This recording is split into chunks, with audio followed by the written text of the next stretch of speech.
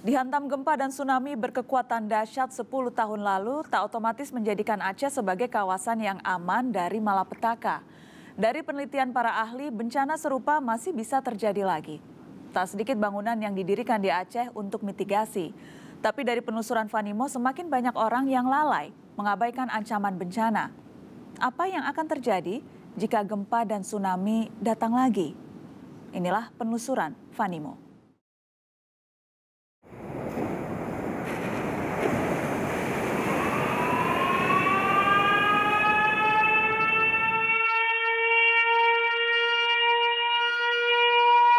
Inilah peringatan yang akan didengar warga Melaboh, Aceh Barat jika terjadi bencana.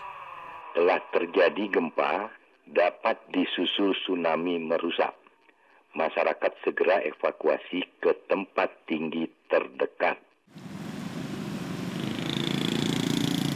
10 tahun lalu, 26 Desember 2004, tak ada peringatan semacam ini ketika gempa berskala 9,3 skala Richter dan tsunami terjadi.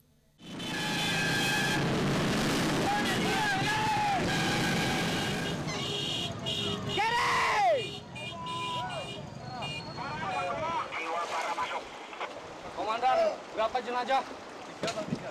3 orang jenazah di ambulan kita. Di sini, 7.000 nyawa melayang. Sebagian besar adalah mereka yang bermukim di garis pantai. Kini setelah 1 dekade berlalu, bibir pantai seakan tak lagi menjadi tempat yang menakutkan. Para penghuninya tampak merasa aman, meskipun di sepanjang pantai tak banyak tanggul pengaman yang bisa berfungsi sebagai pemecah gelombang tsunami. Kita lihat dari jarak 200 meter dari bibir pantai itu masih banyak bangunan ataupun rumah yang masih dihuni oleh warga. Mengapa hal itu bisa terjadi di sini, Pak? Ya, kita juga sudah menginstruksi kepada masyarakat supaya jangan tidak bertinggal lagi lah di sekitar pinggir pantai. Ini akan membahayakan mereka apabila kejadian 24 itu terulang kembali. Mungkin dengan suasana yang baru mungkin mereka belum terbiasa, maka juga mereka balik di sini. Ya. Lalu apa solusi yang bisa ditawarkan dari BPBD ketika mengetahui ada warga yang masih tinggal sangat berdekatan dengan bibir pantai? Ya, semacam solidasi lah. Kalau terjadi gempa, mereka upayakan lari ke tempat yang lebih aman terus. Jalan-jalan yang sudah kita tentukan untuk jalur evakuasi ke tempat yang lebih aman. Dari pengalamannya selama 3 tahun, Kabid Logistik dan Kedaruratan BPBD Aceh Barat, Dede Arisman mengaku tidak mudah menumbuhkan sikap sadar bencana. Tapi, ia juga tak mau membiarkan warga Melaboh lengah. Mereka dilatih untuk menghadapi situasi darurat melalui simulasi bencana sekali dalam setahun. Salah satunya pelatihan yaitu kita juga membuat peta risiko bencana, baik itu gempa, banjir, tanah longsor, serta tsunami. Terus dan kedua kita juga melakukan sosialisasi setiap tahun bagi masyarakat yang bertempat tinggal di pinggiran pantai. Karena kenapa? Masyarakat kita kan ini kan tsunami kan baru untuk di Aceh kan baru awam ya. Apakah cara-cara tersebut cukup efektif untuk memberikan edukasi kepada warga? Ya, saya pikir efektif, tapi kita pelan-pelan lah untuk kita memberikan pengetahuan terhadap masyarakat terhadap bencana itu sendiri. Baru dalam 2 tahun terakhir, sekolah-sekolah di sepanjang pesisir barat Aceh memberikan pendidikan siaga bencana. Pernah simulasi waktu di SD, kami melarinya ke gedung di sana di Jalan Merdeka.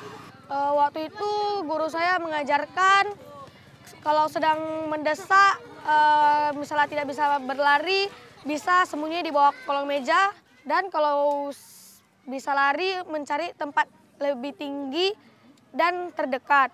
Pada sekolah ini yang paling kita titik beratkan karena mereka kan ya kita bilang masih kecil, kalau di gempa kan masih agak panik gitu. Dan manapun sekolah-sekolah kan masih ada yang terdapat di sekitar pinggir pantai. Saat ini sedang terjadi gempa. Segera mencari perlindungan baik di dalam maupun di luar ruangan. sayangnya ketika dianggap rutinitas, pelatihan tanggap bencana tak lagi dianggap penting oleh sebagian warga. Banyak yang mengabaikan dan tidak tertarik untuk mengikuti simulasi. Seperti yang diungkapkan seorang pedagang di Banda Aceh, Amiruddin. Bapak tidak pernah mengikuti simulasi itu? Enggak pernah. Tapi Bapak pernah sempat terdengar bunyi sirenenya? Pernah berapa kali? Bukan sekali. Sekitar berapa kali? Kurang lebih 3 atau 4 gitu.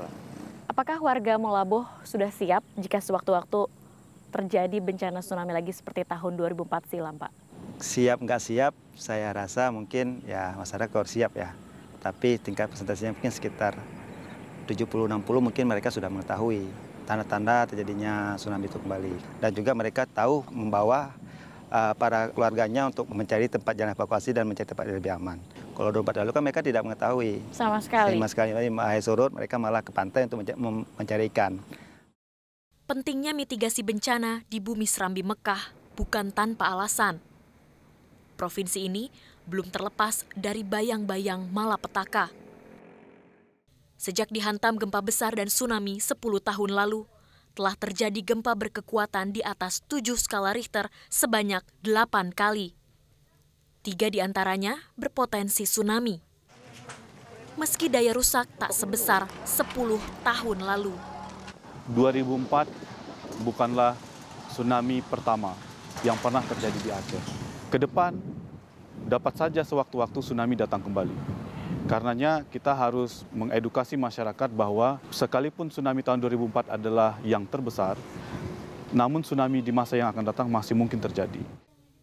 Pernyataan Wakil Ketua Pusat Riset Tsunami dan Mitigasi Kebencanaan (TDMRC) Universitas Syah Kuala Banda Aceh, Syam Sidik, bukan untuk menakut-nakuti.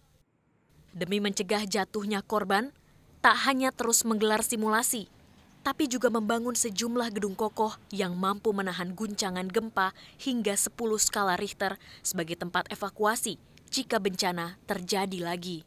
Nah, kita berdiri ini di gedung penyelamatan, apakah sudah cukup digunakan oleh warga untuk menyelamatkan diri di sini? Faktanya gedung ini pada tahun 2012 tanggal 11 April ketika terjadi gempa 8,6 dan 8,2 skala Richter, itu sedikit sekali jumlah penduduk yang menggunakan gedung evakuasi ini. Sedikit? Sedikit sekali, karena mayoritas semua melari secara horizontal menjauh dari kawasan pantai. Kita punya 4 gedung yang serupa dengan gedung di mana kita sekarang berada. Jadi di antara 4 gedung itu hanya gedung ini yang relatif ramai digunakan oleh warga sekitar untuk mengevakuasikan diri. Tapi 3 yang lain itu nyaris tidak ada sama sekali warga yang lari ke gedung tersebut. Di negeri Serambi Mekah, masjid justru lebih menjadi tempat pilihan untuk mengungsi ketika bencana. Ketika nanti terjadi gempa bumi seperti sedahsyat tahun 2004 lalu, Bapak tahu apa yang harus dilakukan, kemana harus berlari? Berlari itu saya pilihan ke masjid. Secara emosional mungkin orang Aceh ya, beberapa kali kita temui mereka kalau lari ke masjid ya, walaupun kadang-kadang masjid itu tidak secara khusus didesain untuk evakuasi tsunami. Mereka akan bilang bahwa lebih baik saya mati di masjid ketimbang saya mati ketika lari dari tsunami karena tabrakan. Ketika tsunami tahun 2004 lalu, salah satu bangunan yang masih berdiri cukup kokoh adalah Masjid Raya Baitur Rahman. Nah, mengapa hal itu bisa terjadi? Struktur yang dimiliki oleh masjid itu berbeda dengan bangunan-bangunan pribadi. Struktur masjid lebih kokoh, katakanlah tiang-tiang atau pilar-pilar masjid itu biasanya lebih besar, lebih kokoh. Sedikit bangunan masjid yang memiliki dinding-dinding. Ya. Nah, kalau gelombang tsunami datang, maka air tsunami yang masuk ke dalam masjid itu hanya akan melewati tiang tersebut atau pilar tersebut. Dan dia tidak merusak dinding-dinding, tidak merusak struktur yang ada di dalam masjid. Bencana tak mengenal waktu dan korban. Hidup di tanah rawan bencana adalah pilihan. Mereka yang mengambil pilihan itu, pada akhirnya harus berdamai dengan alam. 10 tahun pasca tsunami Aceh, apa yang menjadi pembelajaran sangat berharga bagi warga di sini? Wilayah kita adalah wilayah yang rawan bencana. Tapi yang kita bisa lakukan adalah berdamai dengan bencana.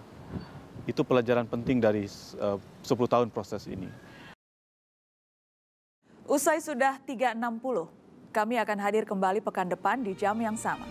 Saya Najwa Shihab, terima kasih. Sampai jumpa.